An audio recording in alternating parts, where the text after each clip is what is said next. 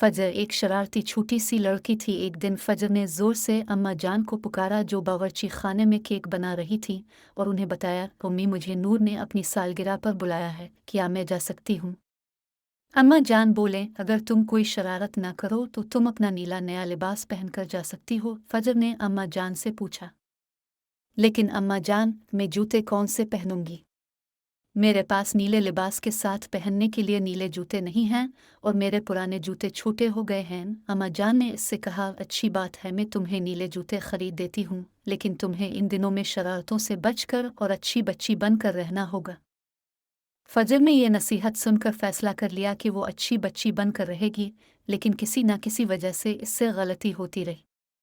फजर के हाथ से उम्मी का पसंदीदा चाय का कप गिरकर टूट गया। फिर एक दिन वो फूलों का कीमती गुलदान पकड़कर ला रही थी कि वो भी जमीन पर गिरकर टूट गया और इसका सारा पानी कालीन पर गिर गया। फजर की अम्मा जान बहुत नाराज हुई। फजर ने अम्मा जान से मुआफ़ी मांगी। इसने दिल में सोचा कि अल्लाह करे अम्मा जान इतनी नाराज़ ना हो कि वो जूते ही ना लेकर दें। इसने दोबारा दिल में पक्का इरादा किया कि उसे सालगिरह से पहले कोई गलती नहीं करनी है, लेकिन फिर गलती हो ही गई। इसने अपनी जराबों का नया जोड़ा गुम कर दिया। अम्मा जान ने फजर को गुस्से से देखा। फजर, ये तुम्हारे लिए सालगिरह से पहले आखिरी मौका है। अगर तुमने अब कोई शरारत की तो मैं तुम्हें जूते नहीं लेकर दूंगी। फजर को इल्म था कि इसकी अम्मा जान जो कह रही हैं इस पर अमल भी करेंगी। अगले 2 दिन फजर बहुत अच्छी बच्ची बनी रही। फिर वो दिन आया जिससे अगले दिन नूर की सालगिरह थी। फजर ने पूछा, अम्मा जान, क्या मैं बाजार जाकर जूते खरीद सकती हूँ? अम्मा जान बोले, ज़रूर, मैं तुम्हें से पहर के वक्त बाजार ले जाऊंगी, लेकिन अभी तुम जाओ और खाला बिस्मा को मेरा ये ख़त देकर आओ। सीधी जाओ और जल्दी वापस आना। तुम्हारे पास सिर्फ इतना वक्त है कि तुम वापस आकर दोपहर का खाना खा सको। इतनी देर में शहर जाने के लिए बस का वक्त हो जाएगा, जिसके ज़रिए मैं तुम्हें शहर जाकर नए जूते दिला दूंगी। फजर बोली, बहुत अच्छा अम्मा जान, मैं वक्त पर पहुंच जाऊंगी। वो ख़त लेकर फ़ौरन चली गई। रास्ते में एक जंगल आता था। फजर को रास्ता मालूम था। वो तेज़ी से जंगल से गुजरने लगी। रास्ते में बहुत खूबसूरत फूल खिले हुए थे, लेकिन फजर उन्हें देखने के लिए भी खड़ी नहीं हुई। फिर वो खाला के घर पहुंची, उन्हें ख़त दिया, उनसे जवाबी ख़त लिया और घर की तरफ तेज़ी से रवाना हो गई। वो सोच रही थी कि अम्मा जान खुश होंगी क्योंकि मैं वक्त से पहले ही वापस पहुंच जाऊंगी। वो जंगल के रास्ते से वापस जा रही थी कि रास्ते में उसने एक अफसुर्दा आवाज़ सुनी। ये अजीब सी आवाज़ थी। ना ये आवाज़ किसी जानवर की थी और न किसी परिंदे की। फजर हैरान थी कि ये किसकी आवाज़ हो सकती है।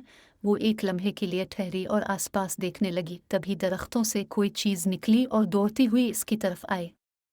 इसे देखकर फजर हैरान रह गई। वो बहुत छोटा सा शख्स था।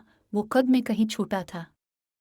वो ज़ारो कतार रो रहा था। वो चलाया, छोटी लड़की, आओ मेरे साथ, मेरी मदद करो, मेरी तितलियों के पैर कांटों में फंस गए हैं। फजर उसकी तरफ दौड़ी जिस तरफ बोने ने इशारा किया था। उसने वहां एक हैरत अंगेज मंजर देखा। वहां एक बहुत खूबसूरत फूल था जिसे 5 तितलियां खींच रही थी, लेकिन वो फूल के साथ कांटों में फंस गई। आज़ाद होने के लिए उनके जोर लगाने से उनके पर फट चुके थे। बोना रोते हुए बोला, क्या तुम मेरी मदद करोगी? अगर तुम फूल को मजबूती से पकड़ लो तो मैं तितलियों के पर आज़ाद करवा सकता हूँ, लेकिन इसमें कुछ वक्त लगेगा। फजर बोली, को खुदाया, मैं तो दिल और जान से मदद करना चाहती हूँ, लेकिन मेरी अम्मा जानिक का हुक्म है कि जल्दी वापस आऊँ। उन्हें शहर से नए जूते लेकर मुझे देने हैं, जो मुझे कल अपनी सहेली की सालगिरह पर पहनने हैं। मैं देर से गई तो मेरी बस छूट जाएगी। बोना फिर रोने लगा और बोला, ठीक है, मैं समझ सकता हूँ। वो मेरी खूबसूरत तितलियाँ, वो मर जाएंगी। अगर तुम रास्ते में किसी और बच्ची से मिलो जिसे शहर से जूते ना लेने हों, तो उससे कहना हमारी मदद के लिए यहाँ आ जाए। फजर ने इसकी तरफ देखा और फिर तितलियों की तरफ। इसे मालूम था कि जंगल के रास्ते में वो किसी और से नहीं मिल सकती। इसकी समझ में नहीं आ रहा था कि वो क्या करे। फिर अचानक इसने अपने जहन में एक फैसला कर लिया। वो बोली, मत रो, मैं यही रहकर तुम्हारी मदद करती हूँ। हो सकता है मैं खाने तक वक्त पर पहुँच ही जाऊँ।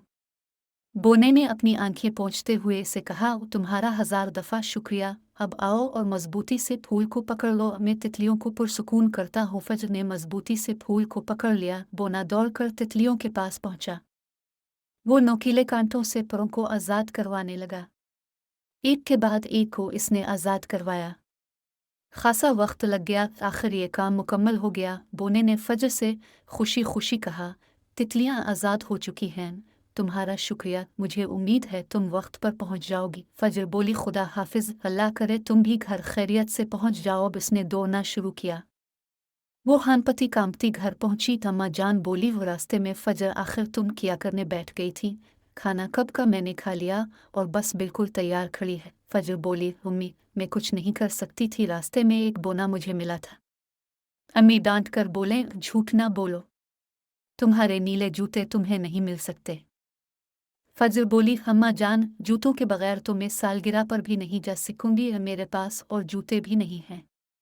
अम्मी बोले, ये तुम्हारा अपना कसूर है, अब जाओ और खाना खाओ, और इस बारे में अब मैं एक लफ्ज़ सुनना नहीं चाहती। बेचारी फजर वो खाने की मेज़ पर बैठ तो गई, लेकिन इससे खाना खाया नहीं गया। उसने बस को जाते देखा तो नवाला इसके हल्क में अटक गया, जूते नहीं तो सालगिरह भी नहीं। वो बहुत अफसुर्दा थी। बाकी दिन वो छोटे भाई के साथ खेली, शाम को स्कूल का काम किया, वो जल्दी सो गई ताकि कुछ मायूसी कम हो। अगली सुबह वो जल्दी उठ गई। उसने चाहा कि अम्मा जान के लिए चाय बनाए। उसने घर का दरवाज़ा खोल कर देखा कि क्या गोला दूध छोड़ गया है या नहीं, लेकिन वो ये देखकर हैरान रह गई कि सीढ़ियों पर एक डिब्बा पड़ा हुआ था। वो शोख पीले रंग का था। इस पर एक छोटा खत था जिस पर लिखा था, इस छोटी बच्ची के लिए जिसने तितलियों की जान बचाई। फजर ने तेजी से डिब्बा पकड़ा और खोल कर देखा। फजर उसमें नीले जूते देखकर हैरान रह गई।